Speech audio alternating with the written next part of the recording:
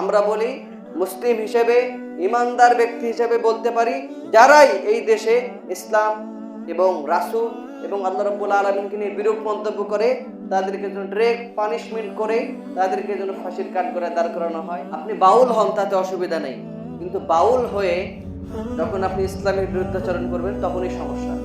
আপনি নাস্তিক হন তাতে কারো কোনো সমস্যা নেই, কিন্তু নাস্তিক হয়ে যখন মুসলিমদের কালেমার উপরে আপনি কলম ধরবেন তখনই সব থেকে বড় সমস্যা। ঠিক কিনা বলেন? আমাদের বাড়ি তো হিন্দুদের বাড়ির পাশেই, কখনো আমরা হিন্দুদের পূজা মণ্ডপে গিয়ে কোনো সমস্যা করি না। আছে কোনো সমস্যা? আমরা আমাদের উদযাপন করি, আমাদের অনুষ্ঠান আদি, ওরা ওনাদেরটা উদযাপন করে, কোনো অসুবিধা নেই। কিন্তু সমস্যা হবে তখন, সমস্যা বাঁধবে তখন যখন ওনারা এসে আমাদের অনুষ্ঠানে বাধা দেবে, তাই তো? বাউলরা হচ্ছে, বাউলদের কিন্তু ওনাদের আলাদা অনেক নিয়ম নীতি ওনারা মেনটেন করে চলে। তার মধ্যে শুধু একটা বললে আপনি বুঝবেন যে ওনাদের ধ্যান ধারণার মধ্যে একটি সব থেকে খারাপ ধ্যান ধারণা হচ্ছে মেয়ে মানুষের প্রথম মাসিকের যে রক্ত হয়, এরপরে প্রস্রাব, পায়খানা, বীর্য, এই চারটা জিনিস মিলে একটা তারা খাবার তৈরি করে, নাউজুবিল্লাহ। তো এই খাবার তৈরি করে এটা যদি তারা সেবন করে তাহলে আজীবন নাকি তাদের কাছে বড় কোনো রোগ তাদেরকে ধরা দেবে না, নাউজুবিল্লাহ পড়ে। এটা কি স্বাভাবিক মানুষের ধ্যান ধারণা এমন হতে পারে? বাংলাদেশে আউল বাউল দেখবেন সব ফাউল লোক, এবং দেখবেন যে চুল অনেক বড় বড় রাখছে, মাথায় কালো কাপড় রাখছে, সরিষার তেল দিয়ে ভিজে কাপড় ময়লা হয়ে মনে করেন ব্যাকটেরিয়ার যত পর্যায়ে আছে সব পার করা শেষ।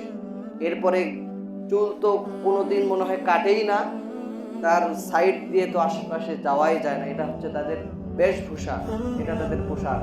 তাহলে তারা যেভাবেই চলুক না কেন তাতে আমাদের কোনো অসুবিধা নেই, কিন্তু তারা যখন আমাদের কোরআনের উপরে কলম ধরবে, আমাদের রবের উপরে কলম ধরবে, আমাদের রাসূলের উপরে কলম ধরবে, তখন আমরা এই বিষয়টাকে স্বাভাবিকভাবে মেনে নিব না।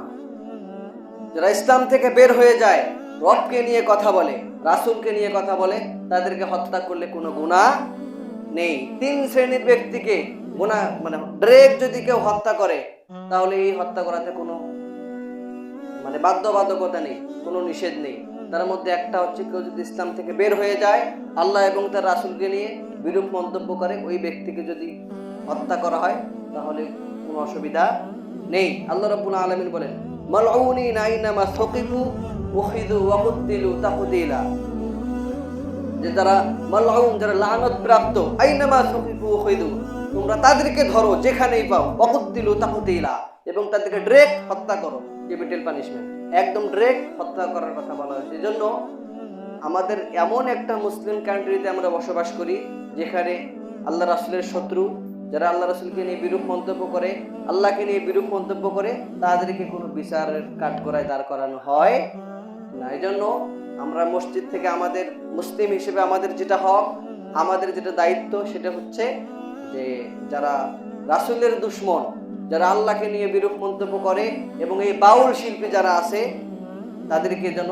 ডাইরেক্ট একদম ফাঁসির কাঠগড়ায় দাঁড় করানো হয় না। আমরা বলতে পারি কি পারি না বলেন? বলতে পারি। আমরা নামাজ কম পড়তে পারি, রোজায় একটু সমস্যা করতে পারি, যাকাত দানে আমাদের অনেক প্রশ্ন থাকতে পারে, কিন্তু আল্লাহ এবং রাসূলকে নিয়ে কারো কোনো প্রশ্ন আছে? আমরা কেন? হিন্দুদের ভিতরে এটা নেই। হিন্দুরাও রবকে বিশ্বাস করে, গডকে বিশ্বাস করে, ভগবানকে বিশ্বাস করে, বৌদ্ধ খ্রিস্টান সবাই রবকে বিশ্বাস করে না বলে। একমাত্র শ্রেণী একটা আছে, যেটা হচ্ছে নাস্তিক। নাস্তিকের ভেতরে হিন্দু, বৌদ্ধ, খ্রিস্টান এগুলো কোনো ভেদাভেদ নেই। নাস্তিক যে কেউ হতে পারে, যে কোনো ধর্মের লোকই হতে পারে। আস্তিক হচ্ছে যে আল্লাহকে এবং রাসূলকে বিশ্বাস করে, আর নাস্তিক হচ্ছে যে আল্লাহ এবং রাসূলকে বিশ্বাস করে না। এজন্য আমরা বলি মুসলিম হিসেবে, ইমানদার ব্যক্তি হিসেবে বলতে পারি, যারাই এই দেশে ইসলাম এবং রাসূল এবং আল্লাহ রাব্বুল আলামিনকে নিয়ে বিরূপ মন্তব্য করে তাদেরকে যেন ডাইরেক্ট পানিশমেন্ট করে তাদেরকে যেন ফাঁসির কাঠগড়ায় দাঁড় করানো হয়। এই বিষয়টা যেন আমাদের যেই সরকার আসুক না কেন তারা যেন এই বিষয়টা কার্যকর করতে পারে। আল্লাহ রাব্বুল আলামিন তৌফিক দিক। আল্লাহুম্মা আমিন।